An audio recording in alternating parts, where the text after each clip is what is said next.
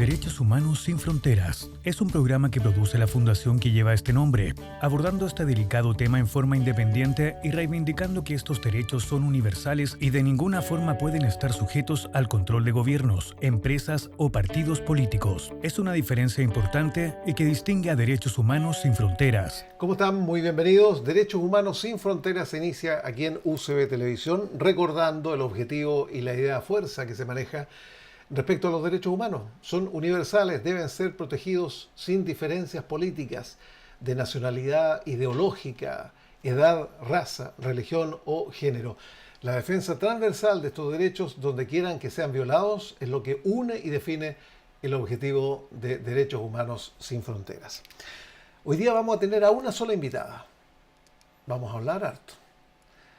Estoy en contacto desde Colombia con María Alejandra Díaz. ¿Cómo está, María Alejandra? Hola, Jorge, ¿cómo estás? Muchas gracias. Estoy bien, afortunadamente, bien. Qué bueno, me alegro mucho, María Alejandra. Mira, si yo me meto a tu Instagram, me aparece abogada, profesora, comunicadora, amante de la justicia, defensora de la Constitución y orgullosa de ser venezolana. Sí. ¿Y qué haces en Colombia? Esencialmente, ¿Y qué haces en Colombia, María Jorge, Alejandra? eso es una historia, digamos, vamos a resumirla. Yo tengo 36 años de graduada como abogada. Ejercí la abogacía en Venezuela, lo que se conoce como el libre ejercicio de la profesión, desde el 89 hasta el año 2000 que me incorporo a trabajar en el gobierno del presidente Chávez. En el 2003 entré a Miraflores y ya dejé el ejercicio privado de la profesión para dedicarme al ejercicio, digamos, político, al ejercicio público. Pasé por diferentes cargos y bueno, en el año 2000, después de la muerte del presidente Chávez, y antes también, nosotros teníamos siempre una posición crítica con respecto a algunas cosas que no nos parecían que se estaban haciendo adecuadamente. Siempre fuimos muy críticos estando dentro del gobierno. Claro. En el 2017 me tocó ser presidente de la Comisión de Derechos Humanos de la Asamblea Nacional Constituyente. Allí, por supuesto, yo vi, pues, cómo se fue deteriorando progresivamente la situación interna, la situación de los derechos de los trabajadores. Mis críticas fueron mucho más ácidas, mucho más frontales. Y bueno, en el 2020, cuando tocó votar la ley antibloqueo, una ley que a todas luces es inconstitucional, una ley que pretende desmontar la Constitución, la desmontó de hecho. Bueno, simple y llanamente yo dije, no la voto, salvé mi voto y me retiré del ejercicio público con el gobierno, de acompañarlo. Con todo lo que implicaba eso, ¿no es cierto? Claro, evidentemente, eso implicó inmediatamente la satanización, la persecución, la estigmatización, las acusaciones de traición, además toda una campaña mediática para satanizar y justificar que, bueno, que yo era una traidora. En Venezuela le llaman jocosamente saltatalanquera. Bueno, hicieron durante 5 años mella en los medios de comunicación tratando de justificar y de dañar mi credibilidad. Bueno, afortunadamente no pudieron, porque nadie puede acusarme ni de ladrona, ni de cómplice, ni de nada por el estilo. Y después de las elecciones del 28 de julio, nosotros asumimos la defensa de menores de edad y presos por protestar. En Venezuela, que fueron más de 2.500 personas, sin criterio, sin debido proceso, violándole todos los derechos humanos. Y bueno, eso evidentemente me puso en el ojo del huracán. Y como te dije, mis críticas siempre me pusieron en el ojo del huracán porque yo me identifiqué con un sector que venía del chavismo, pero que simple y llanamente rompió con ellos y además estaba señalando las violaciones de la Constitución. Eso, por supuesto, ocasionó la defensa de la voluntad popular en virtud de que no entregaron resultados y que hay una duda razonable, no hay legitimidad de origen de ese gobierno que se juramentó el 10 de enero, el 8 de enero pues mandaron a buscarme con la Policía Nacional Bolivariana de Antiterrorismo para acusarme de 5 delitos sin prueba, sin debido proceso, y simple y llanamente lo que hicimos fue huir. Estuvimos huyendo 4 días hasta que el embajador de Colombia nos recibió en la residencia y estuvimos allí durante 8 meses. No nos entregaron salvoconducto. Sin embargo, la oficina del Alto Comisionado de la ONU y unas ONG venezolanas nos ayudaron y pudimos salir. Bueno, y estamos en Colombia aquí en calidad de asilada por razones políticas. María Alejandra, tú comunicas muy bien, tú hablas muy bien, has trabajado en la televisión también, sabes muy bien, estos elementos comunicacionales que te permiten explicar algo que, a ver, te lo voy a preguntar abiertamente. Izquierda dura, izquierda chavista, y de repente, ¿qué es lo que cambia? ¿Cuál es el escenario? ¿Cuál es el punto de quiebre que te hace alejarte, que te hace ir como opositora prácticamente al gobierno de Maduro y te hace huir, porque eso es, ¿no es cierto?, en definitiva, porque ya se está complicando muchísimo, ¿no es cierto?, tu estadía allá en Venezuela, huye a Colombia. ¿Y cómo se te acoge allá, Gustavo Petro, que es muy, digamos, cercano ideológicamente hablando a Maduro? Entonces, cuéntame eso, ¿qué te hizo o qué hizo, ¿no es cierto?, que se produjera esa diferencia tan grande entre lo que tú asististe, apoyaste con Chávez y no lo haces con Maduro. ¿Qué pasó ahí, María Alejandra? Yo me uní al gobierno de Chávez pensando en un proyecto histórico que estaba reflejado en la Constitución, que es un acuerdo que votamos la mayoría de los venezolanos, en donde tratamos de buscar lo mejor y buscar la armonía entre no solamente factores económicos, que siempre están en pugna como capital trabajo, pero además buscar la armonía entre igualdad y libertad, que es un viejo dilema entre el liberalismo y los que se dicen de defender posiciones más progresistas. Yo hablo más allá de la izquierda, porque hoy la izquierda se ha desdibujado. Hoy tenemos una izquierda fascista, una izquierda que no respeta derechos humanos, una izquierda que se atrinchera en ese calificativo y sin embargo se comporta peor que cualquier, proyecto de ultraderecha. Y te pongo un ejemplo. Desde el 2014 vimos nosotros, antes de ganar las elecciones, la oposición, empezamos a ver comportamientos del Tribunal Supremo de Justicia tomando decisiones desde la Sala Constitucional que iban en retroceso de los derechos laborales. Eso lo vimos en 2014, lo vimos en 2015 y lo vimos más fuerte en 2016. Hay una sentencia que privilegia el equilibrio fiscal frente a los derechos, frente al salario, que en Venezuela tiene un parámetro fundamental para medirlo, que es salario básico debe ser igual a canasta básica. Eso en Venezuela fue pulverizado. En Venezuela desaparecieron los derechos laborales. Por ahí empieza mi gran diferencia con ellos. Sin embargo, entramos a la constituyente con la idea de que la constituyente iba a permitir profundizar el proyecto histórico, porque nosotros, más que perseguir a un hombre, estábamos con un proyecto histórico que está en la Constitución. Bueno, lamentablemente la constituyente no fue sino un atermidor, fue un retroceso.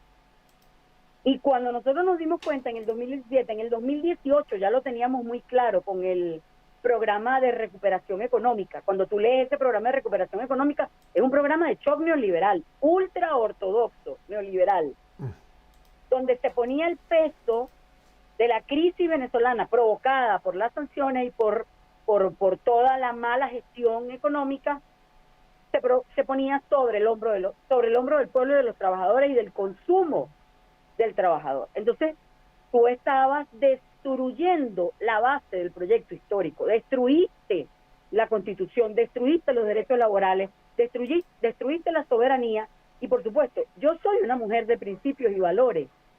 A mí no me amarra un cargo, a mí no me amarra una etiqueta. Y yo preferí incluso el ostracismo, que eso fue lo que hicieron conmigo, el ostracismo pero defender mis creencias y mis valores y defender la Constitución.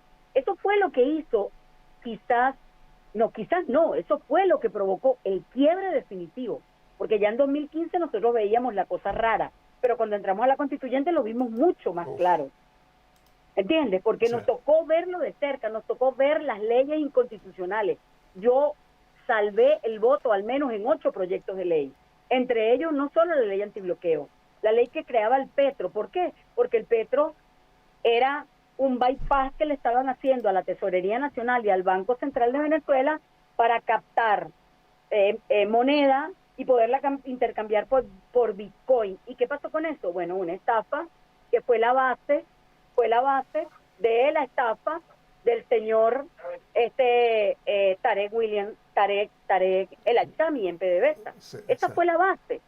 ¿Entiendes? Entonces, cuando tú ves esto, tú dices, yo no puedo estar con esto, o sea, yo no puedo estar aquí, yo no puedo seguir defendiendo lo indefendible. Eso fue lo que pasó. Ahora, María Alejandra, tú, profesional, conocedora de los vericuetos de las leyes, metida de lleno, porque tú participaste ahí activamente, ¿no es cierto?, como tú señalabas, en la Comisión de Justicia, Tutela Efectiva de la Asamblea Nacional Constituyente en el 2017. Entonces, con lo que te encuentras tú es casi un portazo que te llega, ¿no es cierto?, porque es una irrealidad, es una maniobra política, ¿no es cierto?, para extender el mandato y seguir adelante con esta locura. Esto te lleva a Colombia con tu madre, dejas a tu familia también, tengo entendido, a tus hermanos en Venezuela. En lo personal te ha significado, porque tú también podrías haberte quedado callada, ¿no es cierto?, haberte hecho la desentendida, o por último haber comulgado con Maduro, digámoslo claramente, sí, cuánta gente está en esa parada, digamos. Pero no hiciste eso, al contrario, has dado la lucha y te quería preguntar abierta y directamente, ¿cuál es tu accionar allá en Colombia respecto a lo que está sucediendo en Venezuela? Haciendo mención, María Alejandra, que esto lo estamos grabando un miércoles 26 de noviembre, ¿no es cierto?, de noviembre, y que son exactamente las 4 de la tarde. Y te lo digo porque las condiciones y las características de lo que está sucediendo en Venezuela cambia vertiginosamente de un momento a otro. Este es el contexto de ahora. No sabemos lo que va a pasar en un momento más. Entonces, perdón, y volviendo a la pregunta inicial, ¿cuál es tu accionar político desde Colombia, María Alejandra? Bueno, nosotros, fíjate, hablando de violencia contra la mujer, pues la violencia más sutil es la violencia aquella que no se ve y que te aplican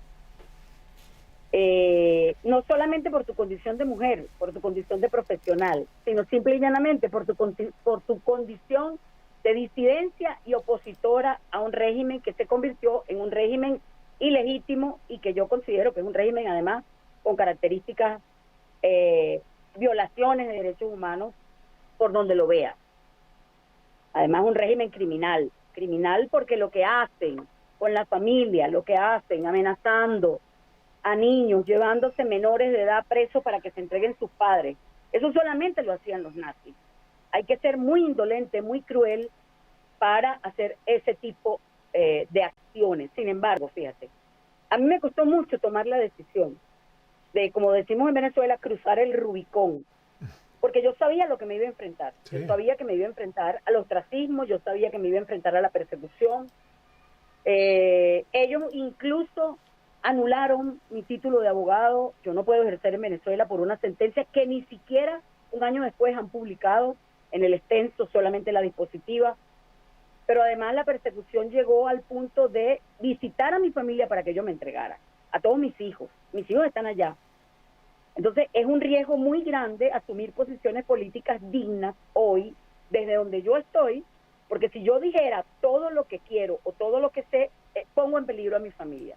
Ahora, lo que sí te puedo decir es que nosotros seguimos de manera muy profesional, asumiendo una posición digna, porque nosotros no queremos una invasión para Venezuela, sabemos lo que eso puede significar. Porque si tú defiendes la soberanía, entonces la gente te acusa que estás defendiendo a Maduro. No, la soberanía es de la patria, no de un grupo criminal. La soberanía es del país, del territorio, de la patria, de la nación, de sus habitantes.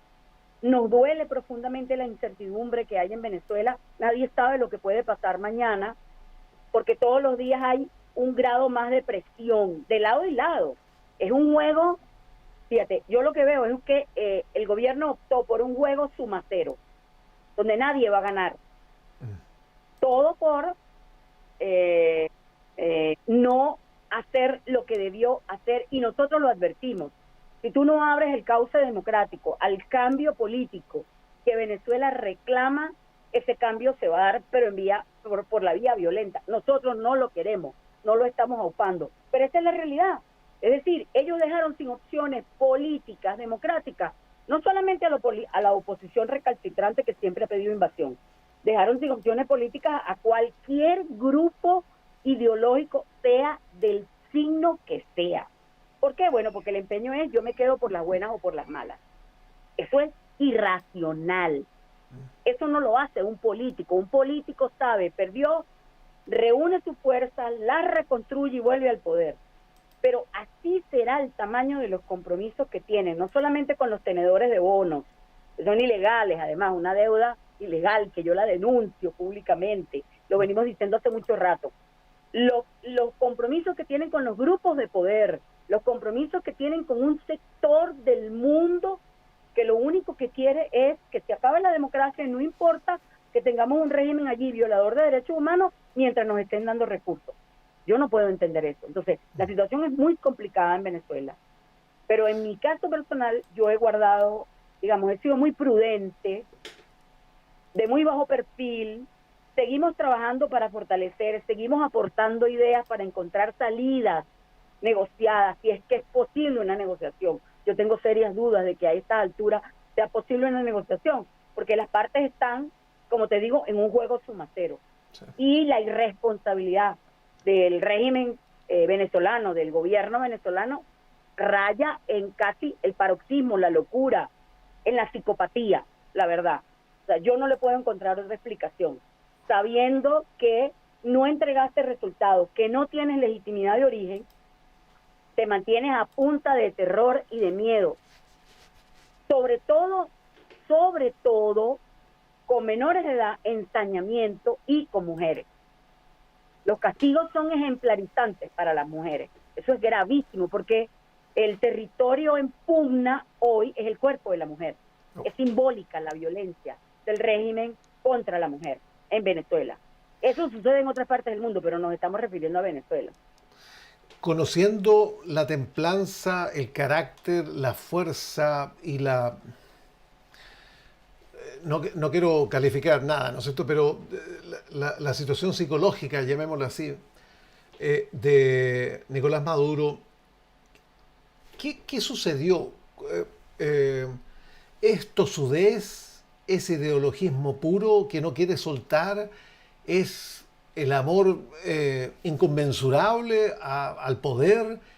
¿Cómo se puede justificar alguien, ¿no es cierto?, que no tiene mayor relación, que nos está viendo, que dice, pero ¿cómo es posible que todo esto, a viva y fuerza, ¿no es cierto?, de todos los espectadores, con tantos testimonios, con gente de izquierda, ¿no es cierto?, que tiene que salir huyendo? ¿Por qué se produce esto? ¿Cuál es la mentalidad? ¿Qué es lo que funciona dentro de Nicolás, a tu juicio? Bueno, yo no quiero juzgar la situación digamos, psicológica de Nicolás, pero entiendo que hay, pues, codicia, avaricia. Hay una suerte de compromiso ineludible de quedarse en el poder. Alguien con más poder que Nicolás lo tiene allí. O sea, no es casual. No nos creamos el cuentico de que ellos no tienen apoyo y que detrás de ellos no hay unas fuerzas que están pugnando porque se queden. Y te doy solo un ejemplo. La deuda venezolana es una deuda ilegal, como debe ser la mayoría de la deuda latinoamericana, producto de corrupción, de tráfico, pero la deuda venezolana la tiene un grupo de poder global. Nicolás le entregó la deuda venezolana para que la manejaran los Rothschild, por ejemplo. Resulta que este grupo de poder, mientras esté Nicolás, tiene asegurado el pago de sus intereses y de todas las ganancias producto de esa deuda ilegal. Si un gobierno distinto, serio, decide auditorías forenses, reconstruir esa deuda desde la época de la Cuarta República, no estoy hablando solamente desde Chávez, estoy hablando desde la época anterior. Si tú decides hacer auditorías forenses sobre esa deuda y empiezas a repudiar esa deuda, ¿quién crees tú que gana?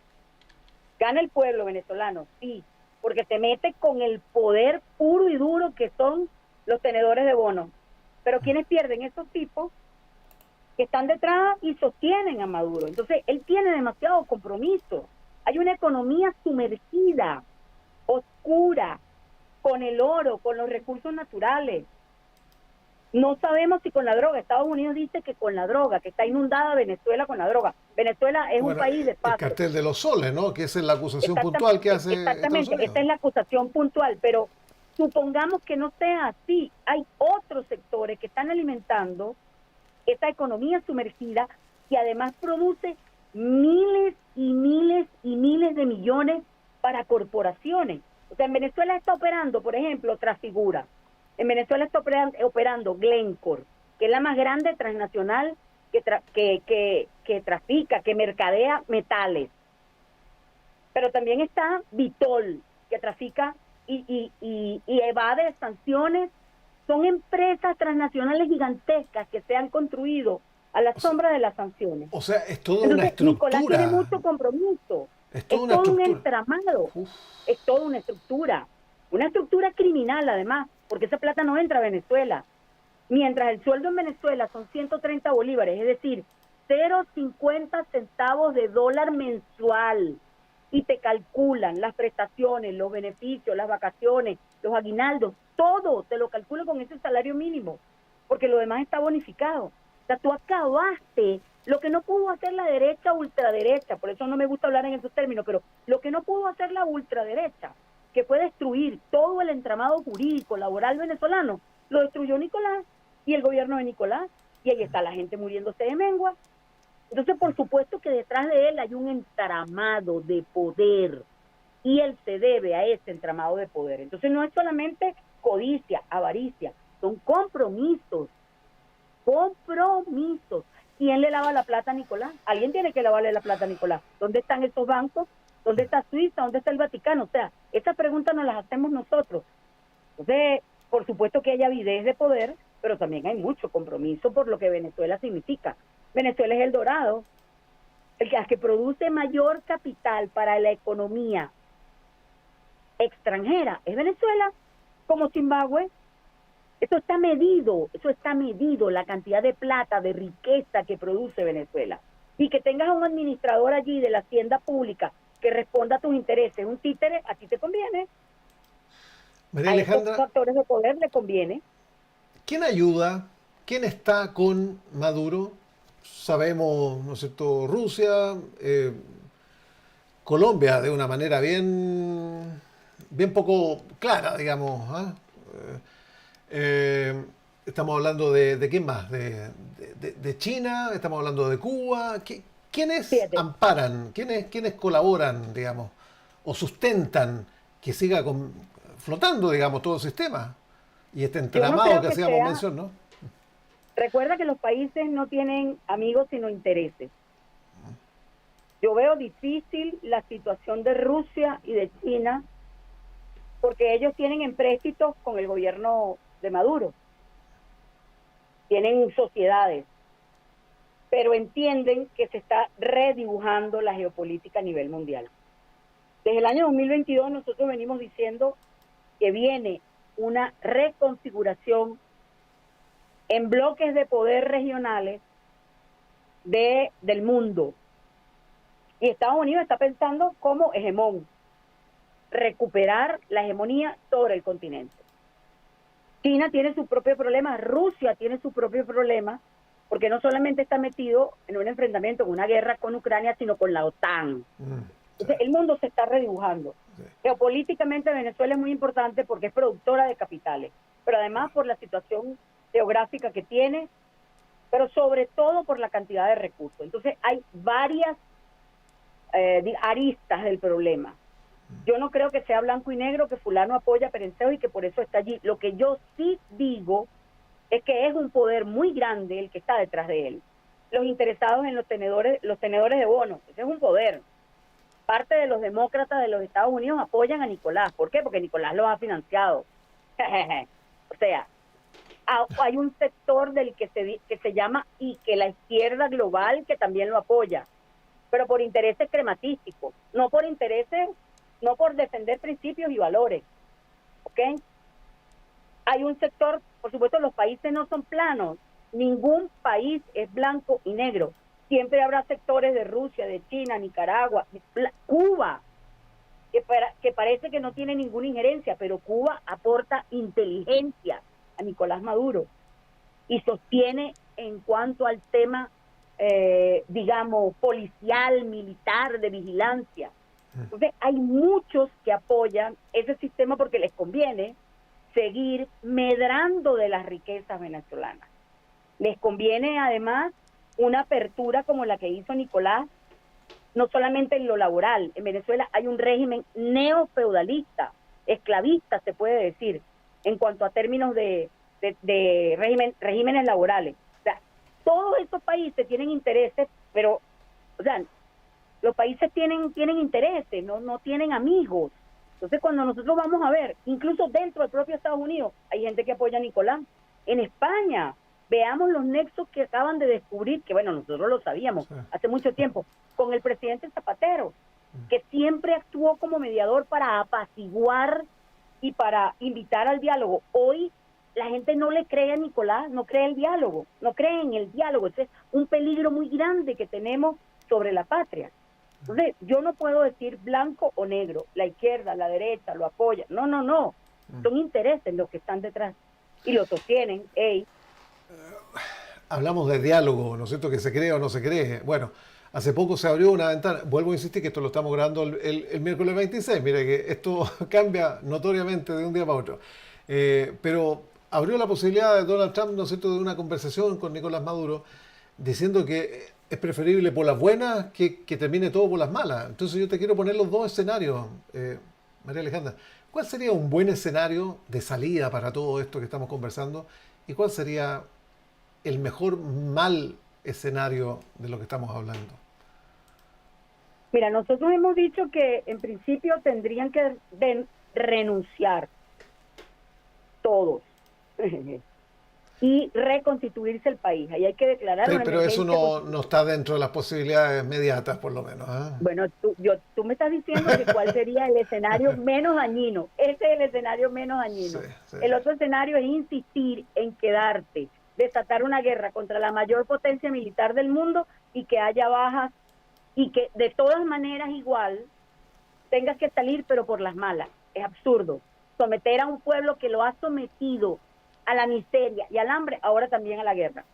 Si tú fueras una gente responsable, tú dices, bueno, mira, me tocó perder, porque esa es la democracia, me toca ganar, me toca perder cuando no tengo la mayoría, y él no tiene las mayorías, me tocó perder, me tocó reconstituirme.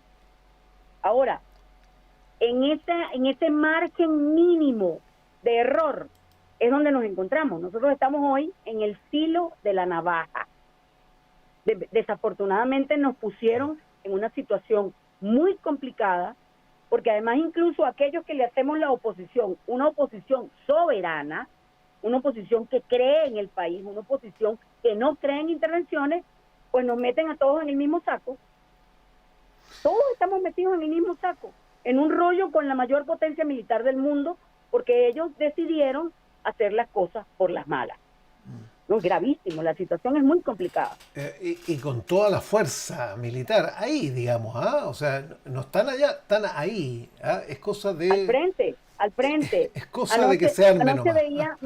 Anoche veía una noticia que el USS Gerald Ford está a 180 millas de La Guaira. El portaaviones.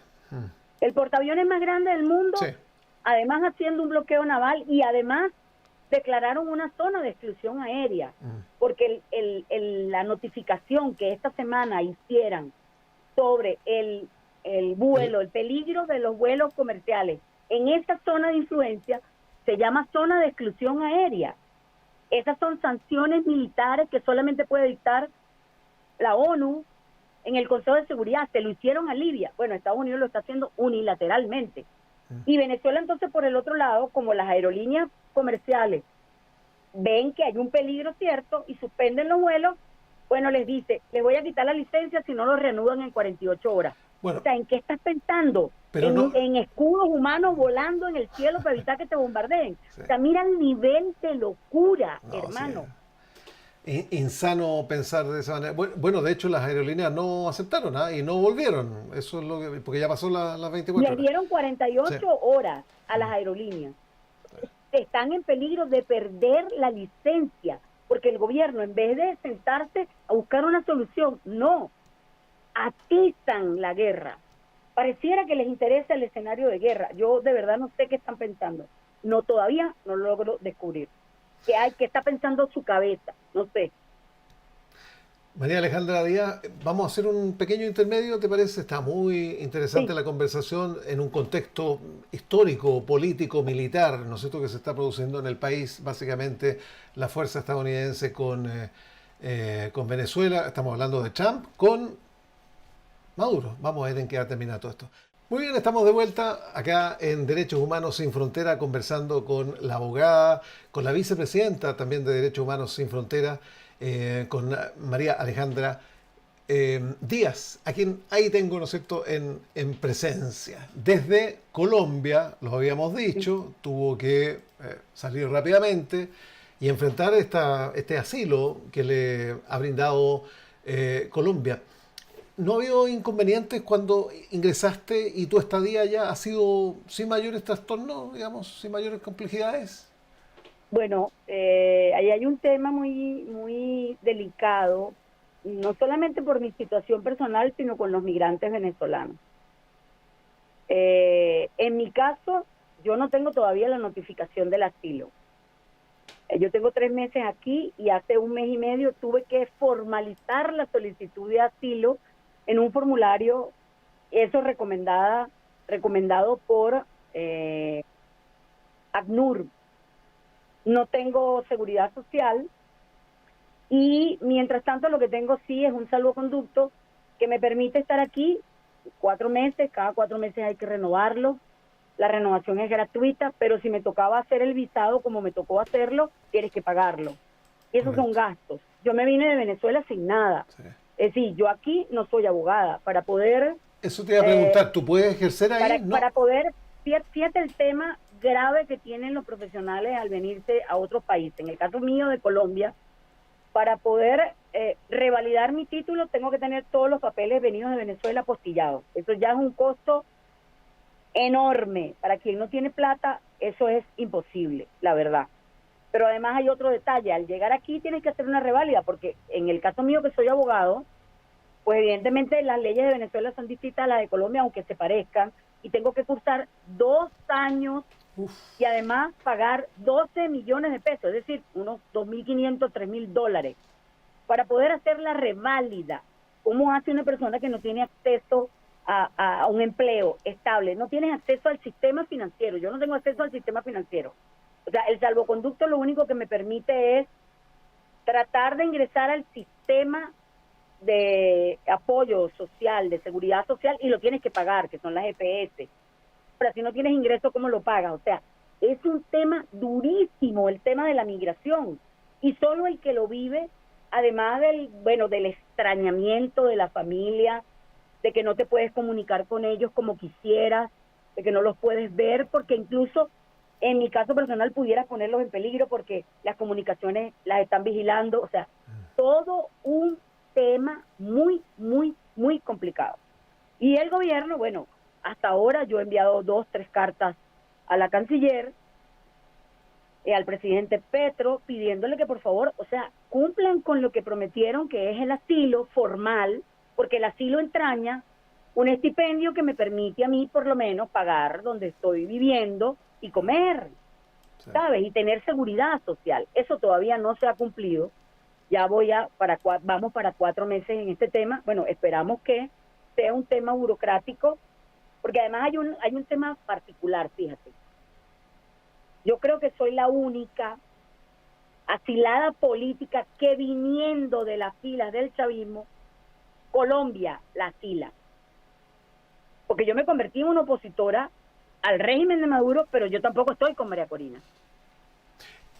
Te iba a ¿Sabes? preguntar si has Entonces, eso es tenido... bien particular. Yo Sí. soy una profesional, abogado, mujer, que viene de las filas de este movimiento político que se separó y hoy es opositora, y el gobierno de Petro, a pesar de tener simpatía política con Maduro, me dio el asilo. Lo declaró públicamente el 6 de agosto Sí. en un comunicado. Eso tiene mucho valor. Por eso yo creo y espero que sea un problema de burocracia y no que haya otra cosa detrás, y que bueno, que pronto, más temprano que tarde, entreguen el documento formal del asilo con el estipendio y con todos los derechos que me corresponden, O sea, según el convenio de Viena. Yo no estoy inventando nada, eso lo dice el convenio, y Colombia lo asumió en su constitución. Además, está constitucionalizado ese derecho en la Constitución de Colombia del 91. María Alejandra, ¿no has tenido contacto con María Corina Machado o algún tipo de vínculo? No sé si por No, mail, WhatsApp. no, no. ¿No quieres adoptar una posición de ese tipo o porque no se han Mira, dado las cosas? no. Primero porque yo tengo diferencias con la visión de María Corina con respecto a la solución. Sin embargo, entiendo que ella hizo un trabajo que fue aglutinar fuerzas para recoger la molestia del pueblo venezolano, y obtuvo un número de votos que pareciera, según los resultados que nosotros hemos revisado, le da el triunfo. Pero no a ella como figura. Además, acuérdate que es el mundo, porque a ella Sí, la inhabilitaron. el Mundo González. Evidentemente ella tiene un programa neoliberal, porque su visión es liberal con respecto a la economía, y en esa visión ella tiene una visión de qué tipo de democracia se necesita para Venezuela. Yo digo que el problema de Venezuela es tan grave que vamos a necesitar de todos para poder reconstruirla, de todos los decentes. Es decir, yo no me cierro a que si ocurre algo y ella llega al poder, nosotros evidentemente vamos a hacer oposición, pero es una oposición leal. ¿A quién? ¿Deberse a quién? Al pueblo. O sea, si ella Sí, entiendo. continúa con su programa económico neoliberal, evidentemente que nos va a encontrar a nosotros diciéndole ese no es el camino. ¿Me explico? Yo Sí. no estoy de acuerdo con que la solución sea por la vía de la fuerza, pero entiendo que estos señores, bueno, lamentablemente acabaron y dinamitaron toda solución política pacífica. Ese es el problema. Entonces nos encontramos en un dilema muy grande. Ahora, yo tengo que reconocer que ella hizo su trabajo. Ella aglutinó las fuerzas, hoy dirige la oposición, tanto que incluso la oposición más radical se alineó detrás de ella. Ella aglutinó los votos, por ejemplo, de un sector del chavismo que estaba molesto con Nicolás, que no votó por ella, votó contra Nicolás. Eso tiene un mérito, yo no se lo voy a dejar de reconocer, me explico, pero yo no he tenido conversaciones ni con ella ni con nadie de su equipo. Bueno, ellos se cansaron de acusarme de que María Corina me pagaba, de que yo estaba cómoda y que me había ido para el exilio dorado con la plata que me dio María Corina. Resulta que yo me vine con una mano adelante y otra atrás, como decimos en Venezuela, porque yo no me vine con nada, una maleta de ropa apenas, fue lo que yo me traje, 3 pares de zapatos.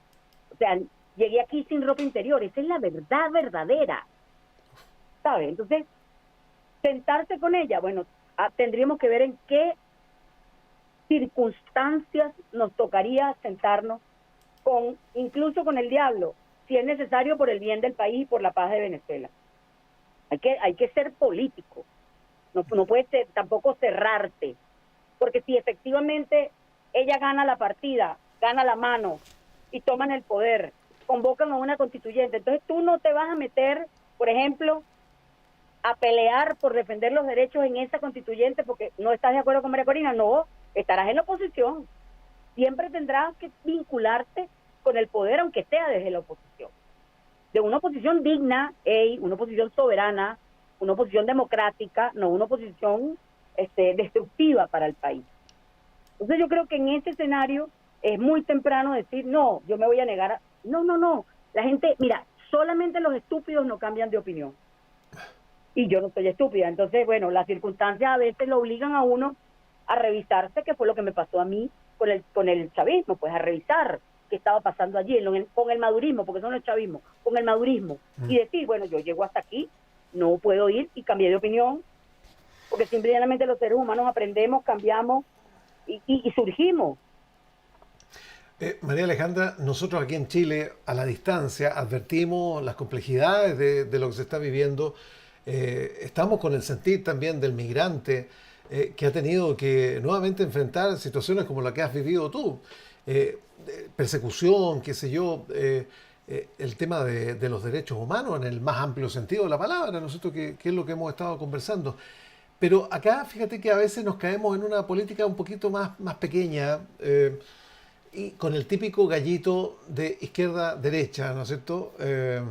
Y estamos muy cercanos a las próximas elecciones, al balotaje. Entonces, obviamente que la contienda política, y costó un mundo, te diré, María Alejandra, costó un mundo hablar que es dictadura el gobierno de Nicolás Maduro. O sea, ese era el punto de prensa de la candidata Janet Jara. ¿Es dictadura o no es dictadura?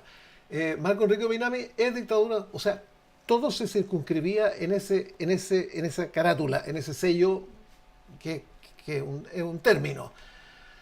¿Qué opinas tú de eso y cómo calificas a Maduro, su régimen? Bueno, lo primero que tenemos que decir es que como no hay resultados después del 28 de julio, es un régimen ilegítimo. Primero empecemos por allí.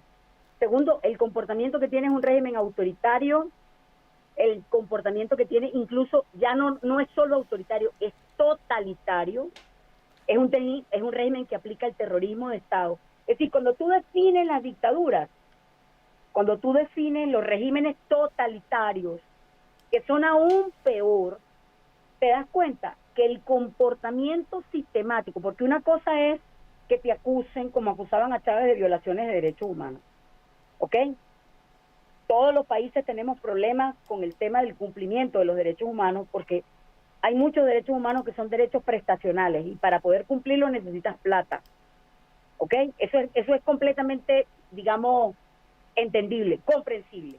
Pero una cosa es que tú tengas problemas de derechos humanos y otra cosa es el comportamiento sistemático de persecución, de terror, de miedo que le aplicas a la población entera. Entonces, fíjate, ¿qué está sucediendo en Venezuela? En Venezuela hoy hay 180 mujeres presas por razones políticas. Ya no como, digamos, un accidente, es una política de Estado que convierte al cuerpo de la mujer en un territorio de conquista. Y te voy a hablar en los términos de la mujer, me refiero específicamente por mi condición. La mujer es un objeto que tienes que dominar, que controlar, y la controlas ¿cómo? Bueno, a través de la amenaza, estructuras de poder, como lo decía Foucault, el cuerpo como territorio a controlar, estructuras de control. Hoy no distingues, por ejemplo, tienen presa a una doctora que por un audio de WhatsApp estaba pidiendo votar contra Maduro y le impusieron una pena de 30 años. Eso es una desproporción absoluta. Es decir, ese no es un régimen legítimo, es un régimen totalitario, es un régimen que viola derechos humanos, es un régimen que además actúa con saña contra la población y que tiene en su cabeza metido que mientras más terror y más miedo le metan a la gente, mejor, porque más los controla. Es la que protesta, es la que llora, es la que cuida a un país que está roto. Entonces, identificarlo solo como una dictadura no va más allá de esto. No seamos simplistas en el análisis, porque lamentablemente ellos se sostienen, porque nosotros los catalogamos, el lenguaje es poder. El lenguaje es poder y ellos utilizan un lenguaje simbólico para destruir y para mantener rehén a una población completa. Actúan como secuestradores, o sea, es un tema muy difícil de definir y es muy difícil para los países vecinos. Te voy a contar por qué. Porque Venezuela se convirtió en el mal ejemplo. Entonces Venezuela está presente en todas las campañas electorales de todos los países. Todos. De todos los países. Yo respeto, por ejemplo, a Janet Jara, que tuvo la valentía que aún estando apoyada por un partido aliado de Maduro, dijo que el gobierno de Maduro violaba derechos humanos y que era un dictador. Eso lo hizo Janet Jara en unas declaraciones, no una vez, lo ha dicho varias veces. Sí, sí. Entonces, eso debe ser muy difícil para ella porque le resta apoyo de esa supuesta izquierda perfumadora que apoya a Maduro. Porque la ven como derecha, la llaman la izquierda de la derecha. Imagínate tú, hasta eso han llegado. A desdibujar categorías que lo único que han servido es para dividir a los pueblos. Para eso es que han servido. Hoy el trabajo de todos nosotros, más allá de la izquierda, la derecha, más allá de ideología, tiene que ser una revolución de la conciencia, del espíritu, pero además de la decencia, de la moral, de la fuerza moral de un pueblo. Eso es lo que yo le digo siempre a la gente que me sigue, que me pregunta, que me hace consultas en privado. No, aquí hay que apostar a la reserva moral de nuestros países, más que cualquier cosa, más que la izquierda o la derecha, a la libertad, a la igualdad, ¿sabe? A que por buscar la igualdad no puedes acabar con las libertades personales, tiene que haber una armonía, lo que llamaba Bolívar la icua libertad, lo que llamaba Bolívar, lo mejor de los dos mundos, es un concepto bolivariano establecido en el Congreso de Angostura. Entonces, bueno, yo apuesto a esto, me sumo a esto, y ojalá entiendan que seas del gobierno y de la ideología que sea, los derechos humanos tienes que defenderlos, es tu obligación. Oye, sea del signo político que sea. bueno, ese es el objetivo y obviamente que es un tema muy importante, muy relevante para Derechos Humanos Sin Fronteras y por eso que lo conversamos, lo analizamos. María Alejandra, dejemos a Venezuela, vamos a Estados Unidos, porque estamos hablando de estos derechos humanos. ¿Qué es lo que está pasando con el poder, con el poderío estadounidense, pero con la fuerza que tiene, que imprime a su gobierno Donald Trump? Él también está vulnerando los derechos humanos. Fíjate que todas estas lanchas, estas embarcaciones que son desintegradas, porque no hay un juicio previo, no hay nada, simplemente desaparecen de un momento a otro. Ya creo que son como 30 las personas que han muerto. 80. Perdón, o sea, imagínate, ya perdí la cuenta. Entonces, ¿qué pasa con eso? ¿Cómo se explica eso a una comunidad internacional? Porque si bien es cierto, Maduro, ¿no es cierto? Ya lo hemos conversado, ¿no es cierto? Se está extralimitando hace mucho rato. Pero aquí también la fuerza de Trump también se está imponiendo sobre el Congreso, sobre los organismos internacionales. ¿Qué pasa ahí? Bueno, eso no solamente está ocurriendo con Estados Unidos. Si nosotros analizamos la situación geopolítica global, nos damos cuenta que el derecho internacional hoy es poco menos que una caricatura. Empezando por la ONU, que tiene que revisarse y tiene que repensarse. Y tiene que repensarse no solamente porque no ha servido para parar la guerra, sino además que no ha servido, por ejemplo, y te pongo un caso bien puntual, para visibilizar el trabajo que hacen las mujeres en el hogar. El 76% del trabajo que se hace en el hogar lo hace la mujer. Sin embargo, este trabajo no es reconocido, no es remunerado.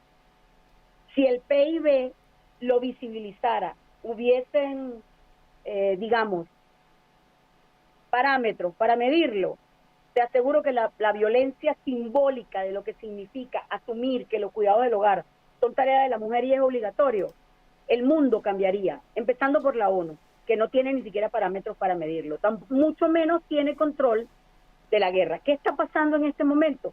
Que se está redibujando el mundo.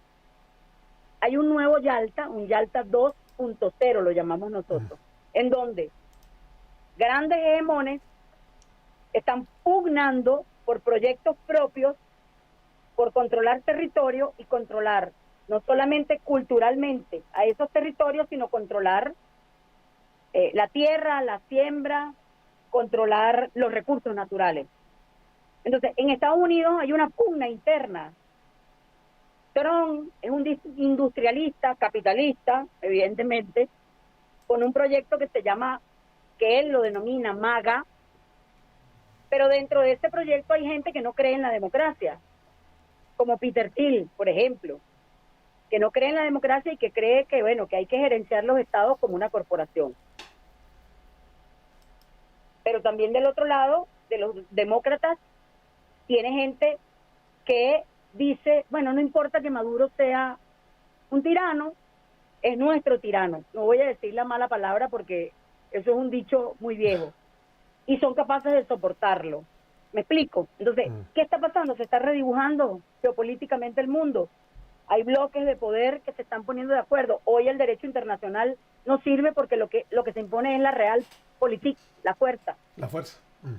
La fuerza, se está imponiendo la fuerza y Estados Unidos está imponiendo su fuerza, como Rusia está imponiendo su fuerza, como China impone su fuerza comercial, la otra militar, la otra económica, la otra financiera. Es el peligro en medio de lo que nosotros estamos viviendo. Y Venezuela, bueno, es un comodín, porque Venezuela es, bueno, el dorado, tiene recursos, tiene territorio, tiene agua. ¿O tú crees que la pugna con Guyana es solamente por ese territorio? No, es por la salida al Atlántico, es por controlar todos los ríos. Nunca nadie nombra a Inglaterra. Inglaterra tiene un proyecto para América, siempre lo tuvo. Bolívar los utilizó para liberarnos del imperio español y después tuvo que pelear con ellos, porque en 1814, cuando ya habíamos logrado la libertad, cuando estábamos en medio de la libertad en 1824, Bolívar sacó a los ingleses y le dijo, no te vas a quedar con el Esequibo. O sea, hay demasiados intereses en pugna. Eso es lo que estamos viendo hoy. Que el derecho internacional no funciona, que los organismos internacionales son incapaces de parar guerras, golpes de Estado y el uso de la fuerza, el uso de la violencia, no son capaces. Entonces hay que repensar un nuevo acuerdo en donde no haya, por ejemplo, el derecho de veto. ¿Por qué un país puede vetar la opinión de 192 países? Y eso es democracia. Eso no es democracia. Entonces, todas estas instancias internacionales colaboran con lo que está sucediendo, bien sea por omisión, bien sea porque, además, te cuento otra cosa, la ONU no reconoce que las transnacionales pueden ser violadoras sistemáticas de derechos humanos. ¿Tú no crees que hay que revisar ese criterio para hacer un mundo mejor? Entonces, no es un problema solamente del derecho internacional público que se desdibujó y el uso de la fuerza para someter a los pueblos. Es un problema también de las instancias internacionales que en 1948 sirvieron después de la Segunda Guerra Mundial, pero que hoy no nos sirven y que hay que repensarlas. Oye, estamos al límite, María Alejandra. O sea, este es un momento de inflexión donde se tienen que rearmar, ¿no es cierto?, los poderes, las conductas, las organizaciones, los estados, qué sé yo, y velar, digamos, por el bien común de la transparencia, de la honestidad, de los derechos humanos. O sea, de verdad que es un momento para entrar a pensar. Y ustedes, desde Derechos Humanos Sin Fronteras, y todos los organismos que están ligados de una u otra manera a esta defensa, obviamente que tienen una preocupación, ¿no es cierto? Y un ojo y una atención muy, muy especial por todo lo que está sucediendo.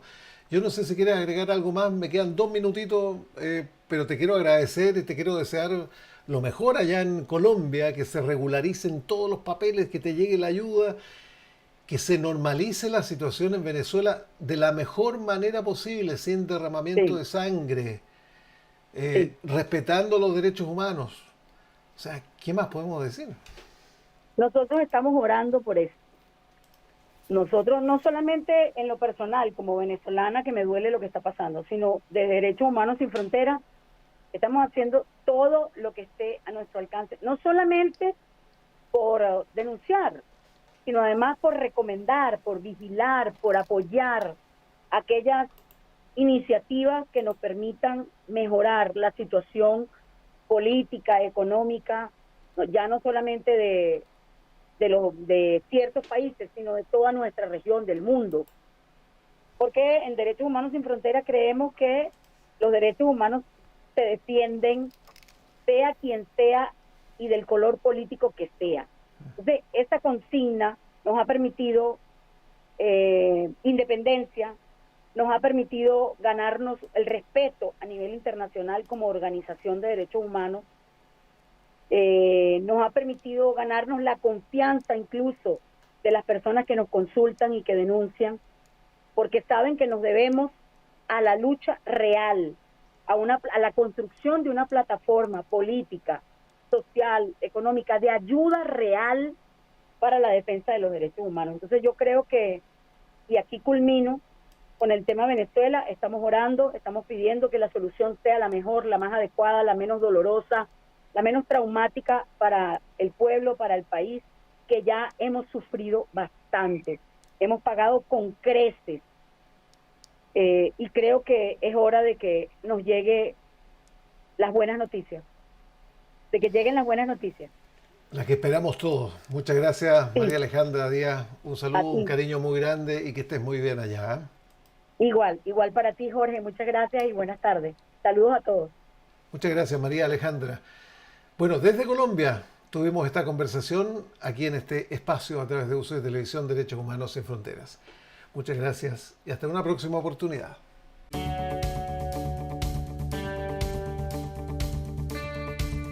Derechos Humanos Sin Fronteras es un programa que produce la fundación que lleva este nombre, abordando este delicado tema en forma independiente y reivindicando que estos derechos son universales y de ninguna forma pueden estar sujetos al control de gobiernos, empresas o partidos políticos. Es una diferencia importante y que distingue a Derechos Humanos Sin Fronteras